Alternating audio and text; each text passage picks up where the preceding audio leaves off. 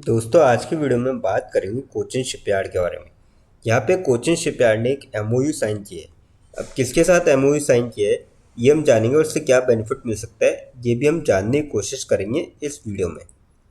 फिर हम बात करेंगे एनटीपीसी के बारे में। एनटीपीसी को भी लेके काफ़ी शानदार खबर निकल के आ रही है, जिसके चलते आने वाले टाइम में आपको इस शेयर की जो है चार्ट डिसाइड होते हुए नजर आएगी। अब क्या खबर है और इससे क्या इम्पैक्ट पड़ सकता है ये हम जानने की कोशिश करेंगे। फिर बात करेंगे हम टाटा पावर के बारे में।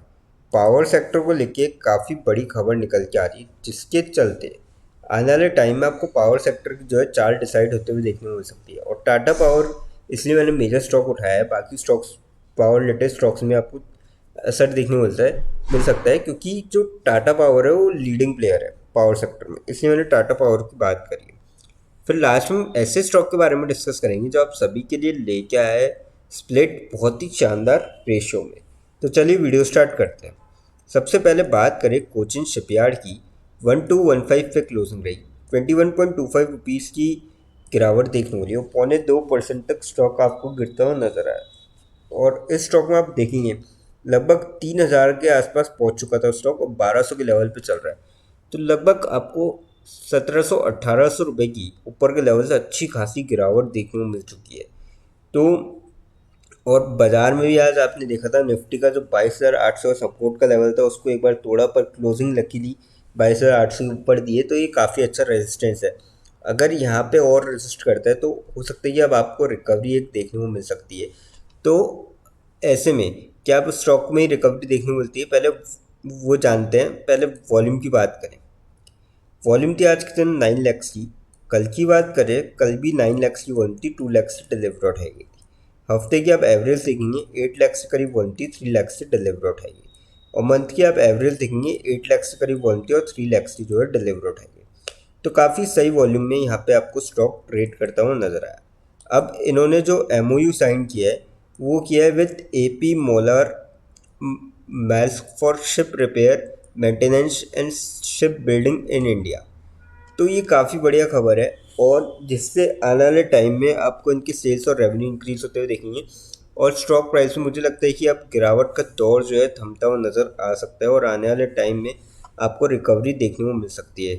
तो मेरे ख्याल से तो ऊपर लेवल से अच्छी खासी गिरावट हो चुकी है, तो आप धीरे धीरे करके आप इसको बाय कर सकते हैं। पर ध्यान रखिए कि अगर यहाँ पे सपोर्ट लेवल टूटता है निफ्टी का तो हो सकता है कि फर्दर और मार्केट गिर सकता है, तो ऐसे में उसका ध्यान रख के ट्रेड करें।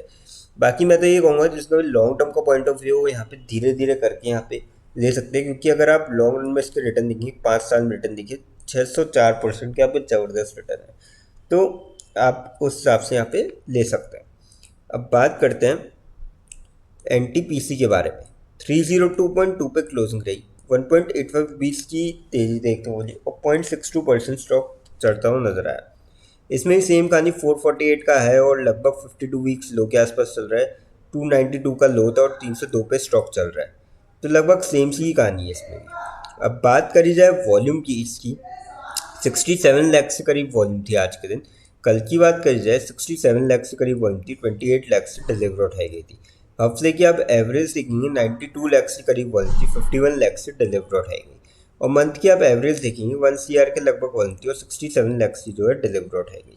तो काफ़ी सही वॉल्यूम में ये स्टॉक भी आपको यहाँ पे ट्रेड करता हुआ नजर आया।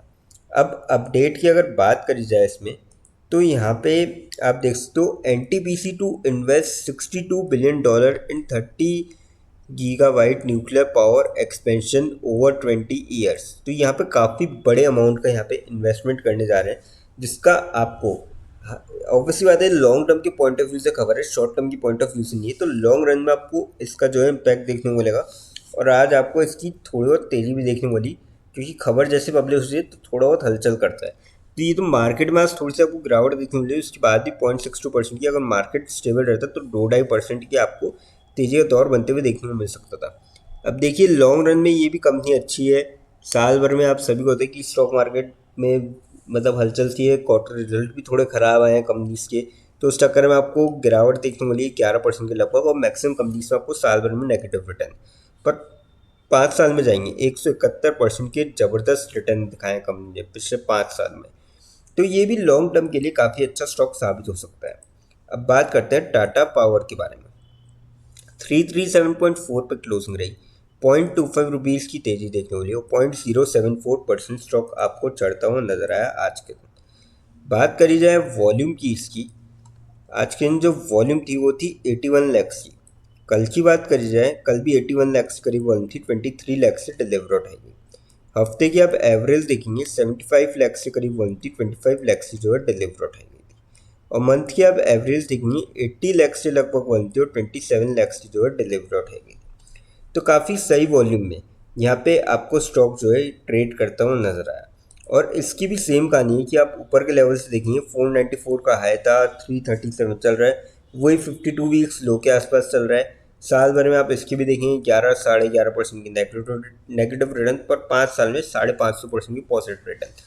तो जितनी भी ये कंपनियां अभी मैंने डिस्कस की, सब में आपको लॉन्ग रन में अच्छा खासा रिटर्न देखने को मिला है और मार्केट भी लॉन्ग रन में आपको रिटर्न अच्छा दे सकता है। तो मेरे ख्याल से तो अभी जो है मौका बन रहा है आपके लिए, इन कंपनीज में आप इन्वेस्ट कर चल सकते हैं, बट लॉन्ग टर्म को पॉइंट ऑफ व्यू रखें।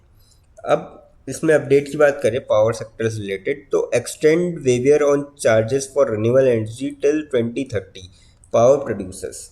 तो ये बात चल रही है कि एक्सटेंड करा जाए, तो मुझे लगता है कि आप इसका जो है फ़ायदा आपको टाटा पावर में देखने को मिलेगा कि लीडिंग प्लेयर है पावर सेक्टर के अंदर।